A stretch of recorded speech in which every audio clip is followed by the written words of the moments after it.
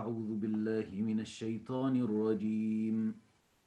بسم الله الرحمن الرحيم. ألف لام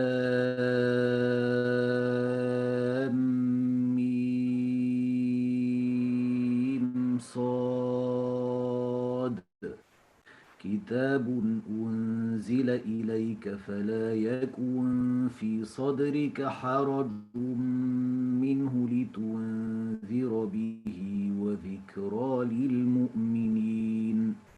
اتبعوا ما أنزل إليكم من ربكم ولا تتبعوا من دونه أولياء قليلا ما تذكرون.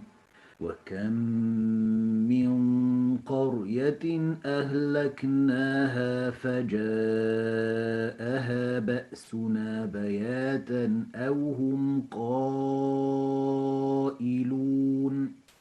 فما كان دعواهم إذ جاءهم بأسنا إلا أن قالوا إنا كنا ظالمين. فلنسألن الذين أرسل إليهم ولنسألن المرسلين. فلنقصن عليهم بعلم وما كنا غائبين.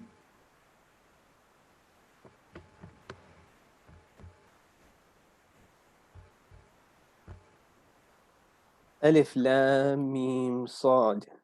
This book has been sent down to you, Prophet. Let there be no anxiety in your heart because of it, so that you may use it to give a warning and to remind the believers. Follow what has been sent down to you from your Lord. Do not follow other masters besides him. How seldom you take heed. How many towns we have destroyed. Our punishment came to them by night or while they slept in the afternoon. Their only cry when our punishment came to them was, how wrong we were. We shall certainly question those to whom messengers were sent, and we shall question the messengers themselves, and with full knowledge, for we were never far from them.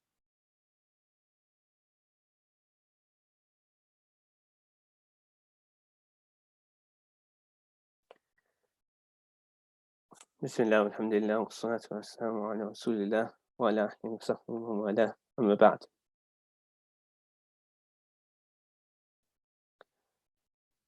Surah Al-A'raf, Allah subhanahu wa ta'ala begins it with the letters Alif, Lam, Mim, Sad, and then says that this is a book revealed to you.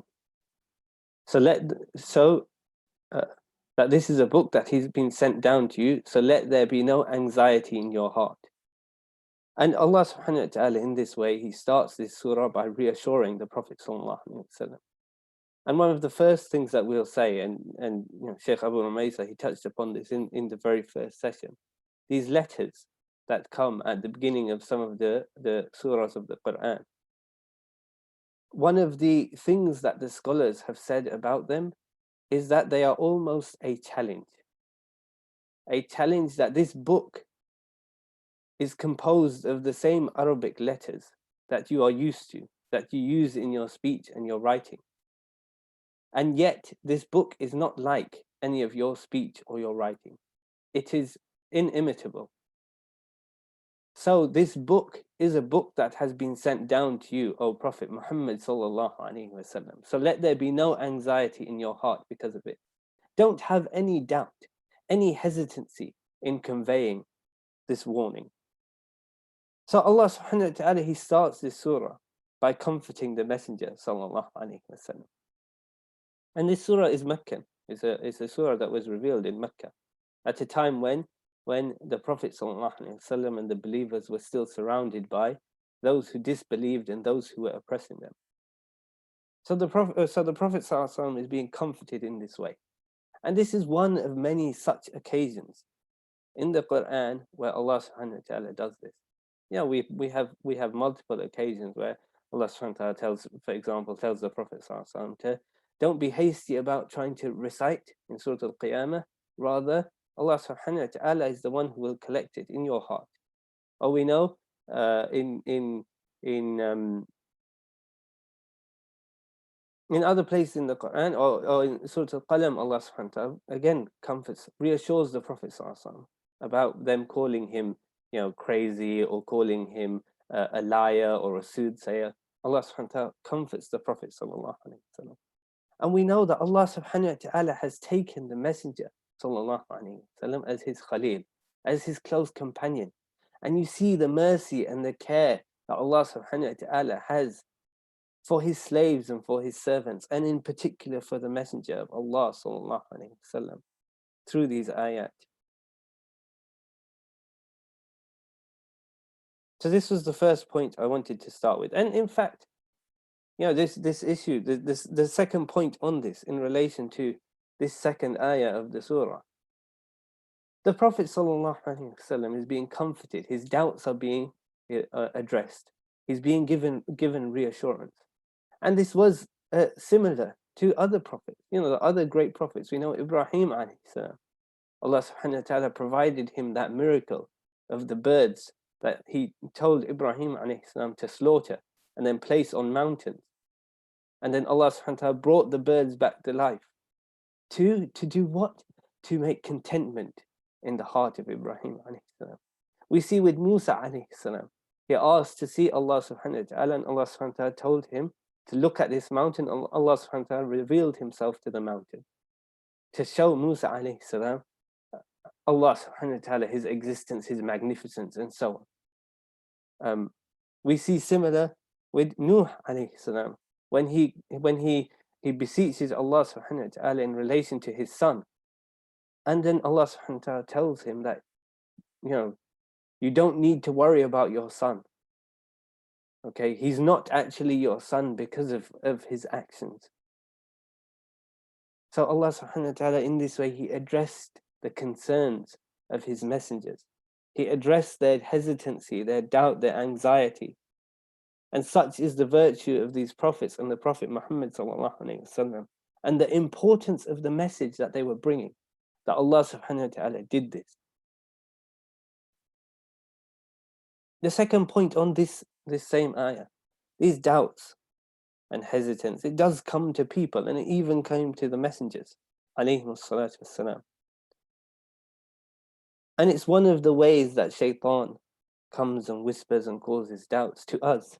He causes doubts to the extent that he will even cause someone to doubt Allah subhanahu wa ta'ala and ask who created Allah subhanahu wa ta'ala.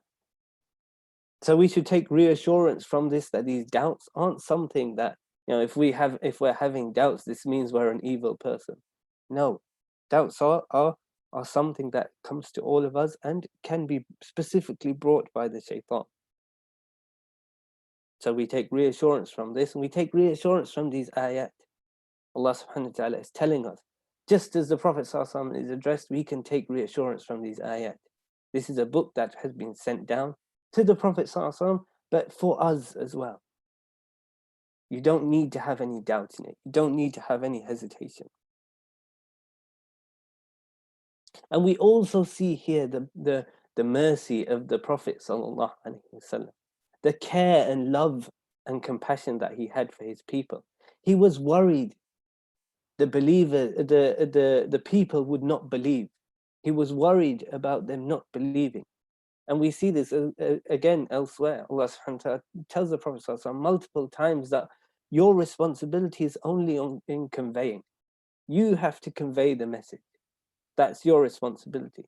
And the third ayah of this surah, Surah Al-A'raf, the address changes. In fact, if you look at this in Arabic, the address changes from the Prophet ﷺ in the second ayah to the people, to the plural, to the masses in the third ayah. Follow what has been sent down to you from your Lord. Oh people, this is what you need to do. The Messenger, alayhi salatu wassalam, you don't need to have any worry. This book has been sent down to you. This is a book from your Lord. Your job is to warn. And belief or disbelief, following or not following, that isn't your responsibility. That is the responsibility of the other people. So all you other people, follow what has been sent to you from your Lord. But this was the character of the Prophet ﷺ, that he was truly a messenger of mercy. He cared so much that he felt distress over the people not following, not doing what was good for them. His da'wah was all about convincing people to do what was good for them, conveying to them the best way, what would benefit them and what would save them from harm. And likewise, this is how our da'wah should be. It shouldn't be about the number of Muslims I've converted. No, it should be about the good that those people then gain from that, both in this life and of course, and more importantly, in the hereafter. And of course, the good that this does to society, to this earth, that more people are praising Allah subhanahu wa ta'ala, more people are believing in Allah subhanahu wa ta'ala, more people are glorifying Allah subhanahu wa ta'ala. We wish for this good in our da'wah. Allah subhanahu wa ta'ala goes on to talk about the towns that he destroyed and how the punishment came to them. And then says that how seldom you take heed, or before that says seldom you take heed. Okay, don't you remember those towns that we have destroyed? And Allah subhanahu wa ta'ala tells us of these previous nations. And in fact, much of Surah Al-A'raf is about the previous nations. But Allah subhanahu wa ta'ala tells us that he destroyed them. His punishment came to them by night or while they slept in the afternoon. And this is quite a poignant point. That just as they were careless and heedless with Allah subhanahu wa ta'ala, with following their messengers, Allah subhanahu wa ta'ala, he punishes them in their time when they are most relaxed, when they are most heedless. And at that point, they came to realize how wrong we were. In their time when they are most careless, most heedless, because of their heedlessness. And in the time when they are least able to defend themselves, that is when they are made to realize how wrong we were. And in the same way, we see, this is almost a sunnah, that when people are raised on the Day of Judgment and they are raised blind and they ask, why are they blind when they could see in this life? And the response will be given that you've been made blind here because you were blind in your life. You were blind to the message. So the time when they need their vision most, when there is fear and confusion and distress, they are made not to see.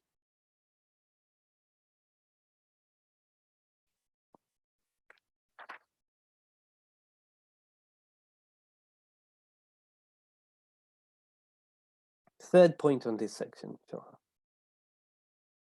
Allah subhanahu wa ta'ala, he tells us that he'll question the people who receive the message, and he will question the messengers.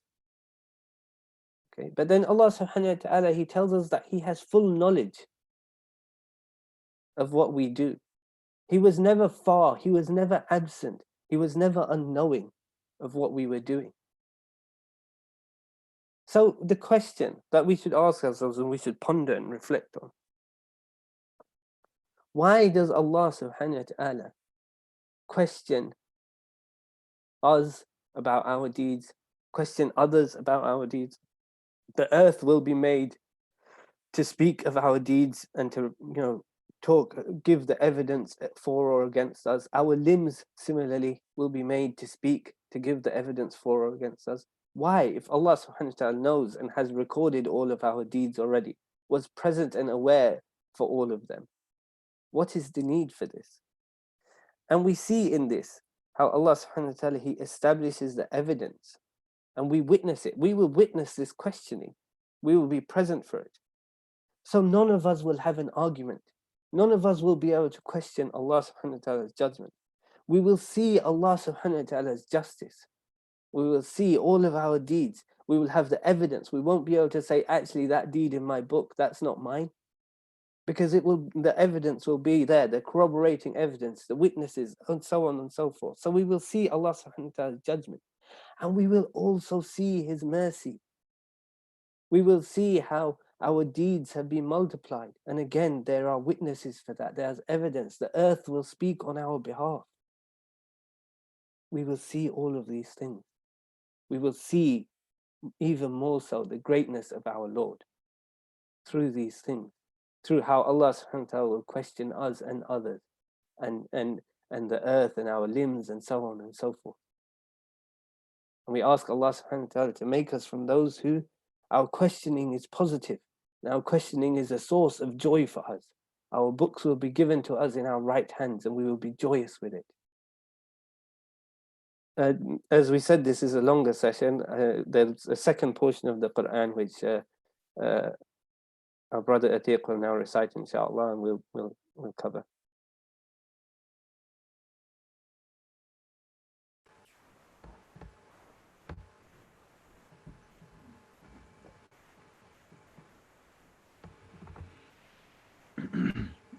أعوذ بالله من الشيطان الرجيم ولقد خلقناكم ثم صورناكم ثم قلنا للملائكة اسجدوا لآدم فسجدوا إلا إبليس لم يكن من الساجدين قال ما منعك ألا تسجد إذ أمرتك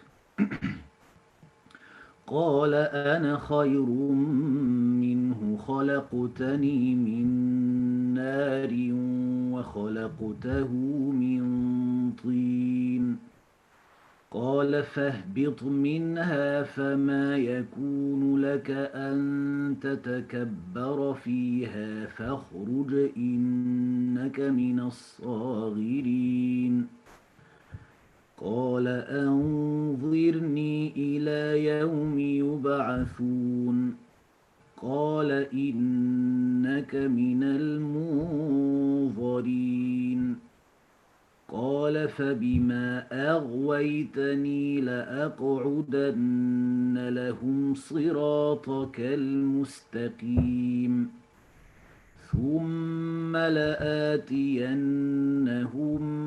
من بين أيديهم ومن خلفهم وعن أيمانهم وعن شمائلهم ولا تجد أكثرهم شاكرين قال اخرج منها مذءوما مدحورا قال اخرج منها مذءوما مدحورا لمن تبعك منهم لأملأن جهنم منكم أجمعين ويا آدم اسكن أنت وزوجك الجنة فكلا من حيث شئتما ولا تقربا هذه الشجرة فتكونا من الظالمين فوسوس لهما الشيطان ليبدي لهما ما وري عنهما من سوآتهما وقال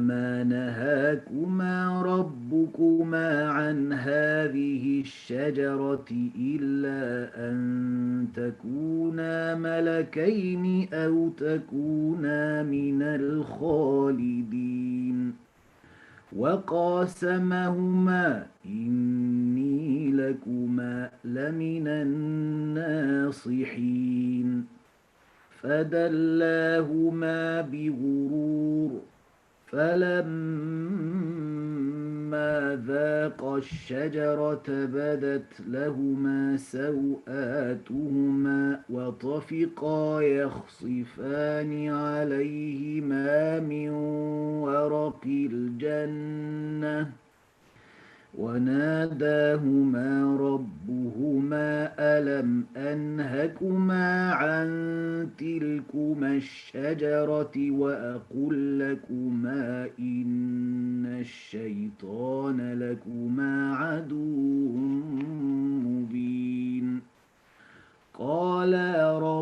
ربنا ظلمنا أنفسنا وإن لم تغفر لنا وترحمنا لنكونن من الخاسرين قال اهبطوا بعضكم لبعض عدو ولكم في الأرض مستقر ومتاع إلى حين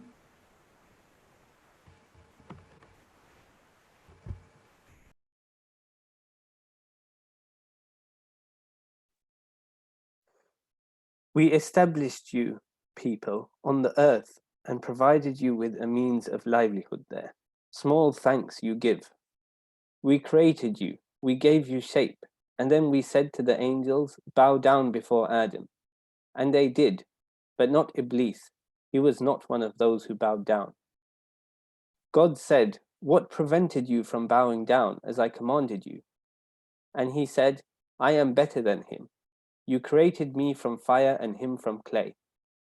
God said, get down from here. This is no place for your arrogance. Get out, you are contemptible. But Iblis said, give me respite until the day people are raised from the dead.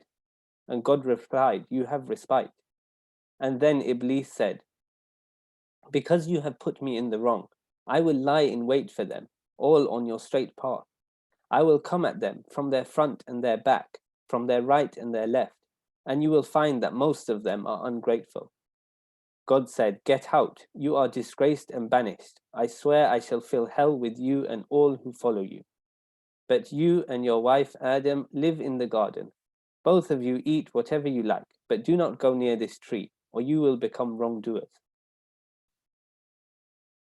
Satan whispered to them so as to expose their nakedness, which had been hidden from them. He said, your Lord only forbade you this tree to prevent you becoming angels or immortals. And he swore to them, I am giving you sincere advice. He lured them with lies. Their nakedness became exposed to them when they had eaten from the tree. They began to put together leaves from the garden to cover themselves. Their Lord called to them, did I not forbid you to approach that tree? Did I not warn you that Satan was your sworn enemy? They replied, our Lord, we have wronged our souls. If you do not forgive us and have mercy, we shall be lost. He said, all of you get out. You are each other's enemies. On earth you will have a place to stay and livelihood for a time.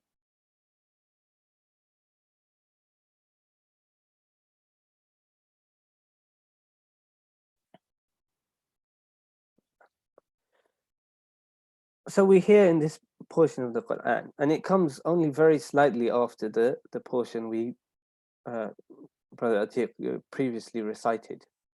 And recall in that Allah subhanahu wa ta'ala had ordered us to follow the messengers and not follow others. So the example that Allah subhanahu wa ta'ala gives, before coming to the example of the nations before us, is the example of Iblis.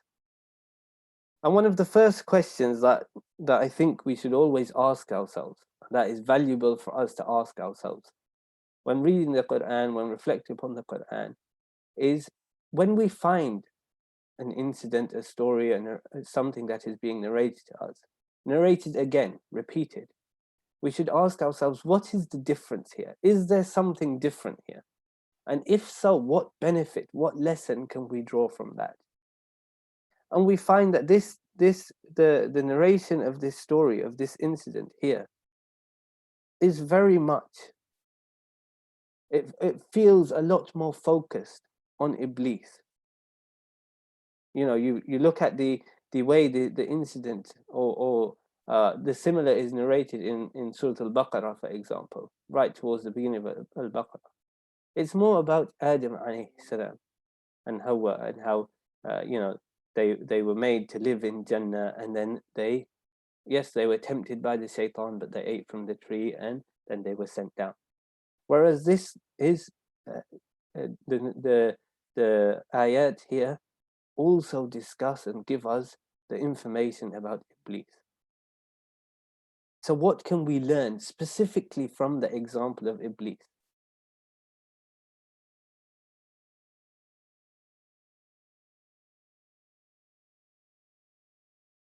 And the reason we say this is Allah subhanahu wa ta'ala is giving us the examples of the nations in the future, in the past, the nations that went before us, that were destroyed.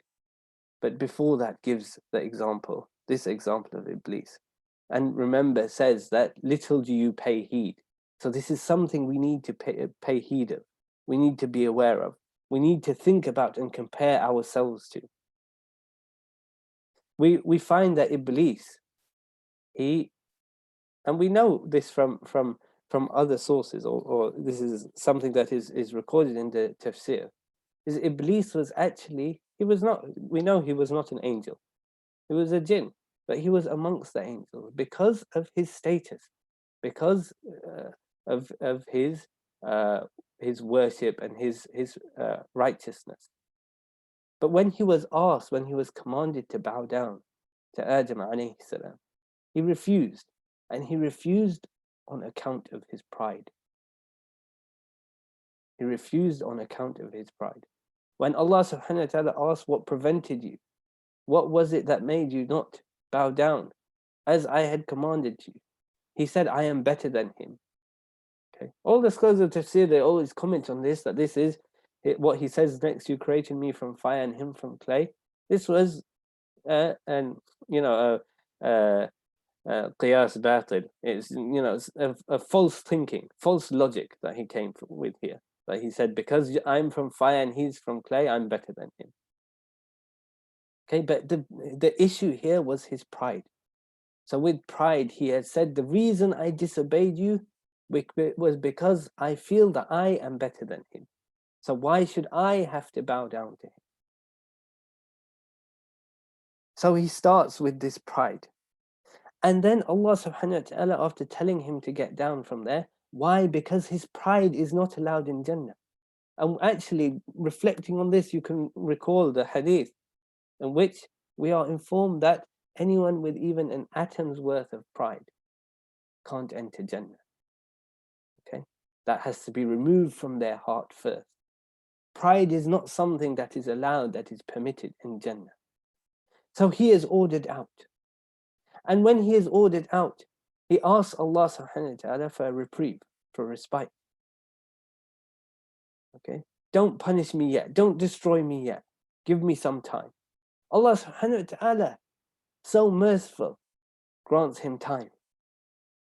But then Iblis, again out of his pride, he says, because you have put me in the wrong. Blaming Allah subhanahu wa ta'ala for his sin, for his mistake, because you have put me in the wrong. I'm going to do my utmost. I'm going to try my hardest. I'm going to prepare. I'm going to come at them from any way I can,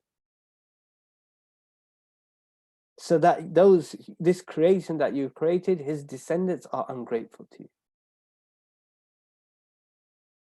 So that this creation, this man who you've created, mankind, are ungrateful to you. I'm going to do whatever I can. And in fact, if you look at the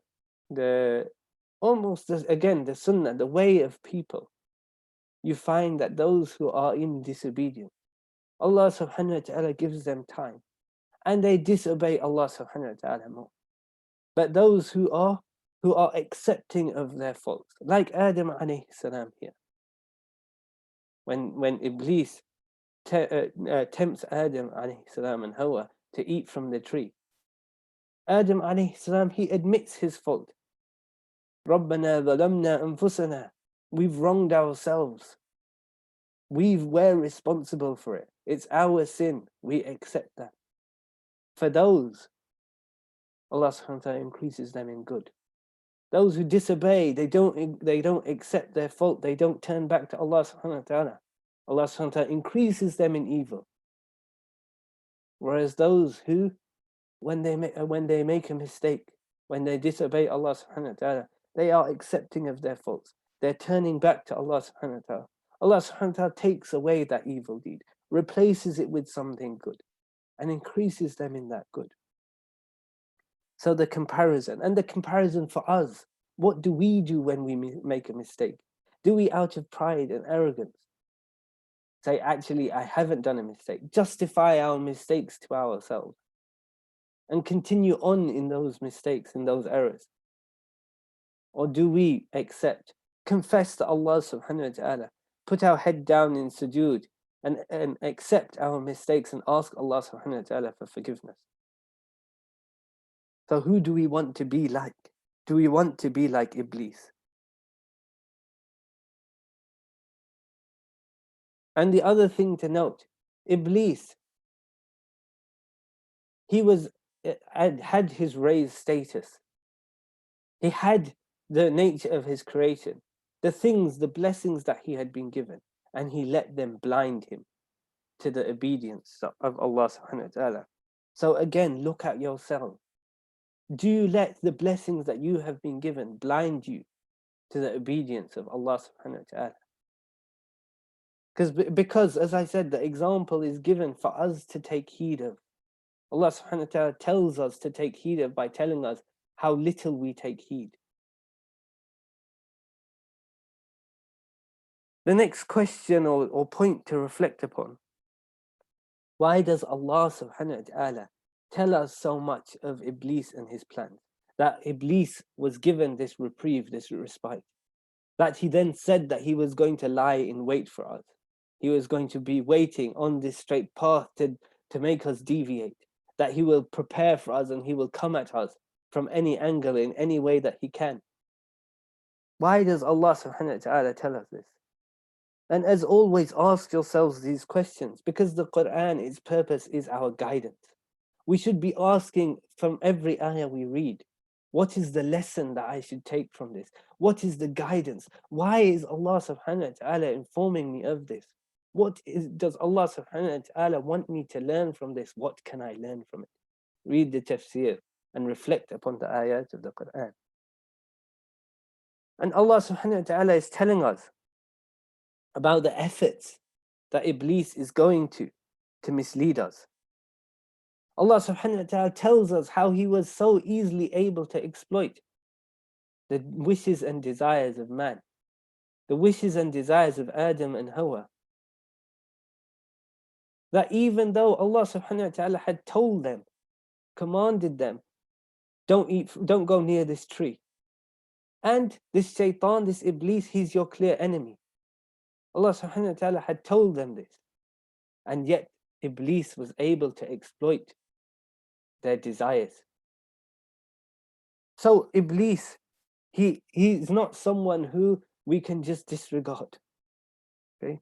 He's not someone who we can think that Iblis can't touch me, because he could touch Adam alayhi salam in that state, when Adam alayhi salam was communicating directly with Allah subhanahu wa ta'ala, when Adam alayhi salam had received the command directly from Allah subhanahu wa ta'ala.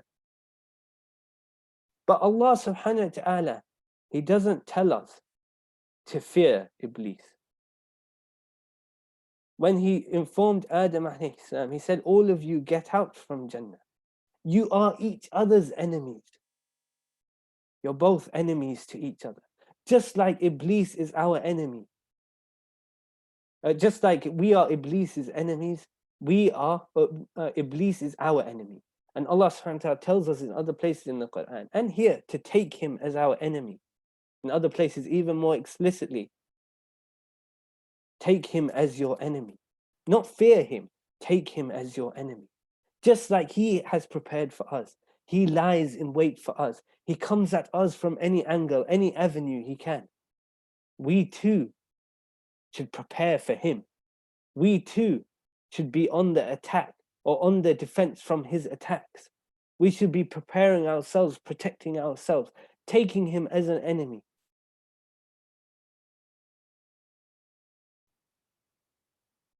And we don't fear him because he has no power over us. Allah subhanahu wa ta'ala, and we have this firm belief, Allah subhanahu wa ta'ala is the only one with power over us, the power to benefit us or the power to harm us. And we've heard this in previous sessions, the ayat, Allah subhanahu wa ta'ala informs us of this. There's no harm or benefit except by Allah subhanahu wa ta'ala's will. So Iblis can't harm us. The things that happen around us in society can't harm us. You know, a virus can't harm us. politics can't, political issues can't harm us, except where Allah subhanahu wa ta'ala has willed it.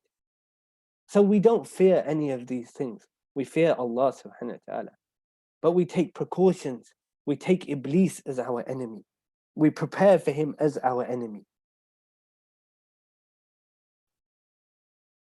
And we go back to the third ayah of Surah Al-A'raf, where Allah subhanahu wa ta'ala tells us to follow the messengers.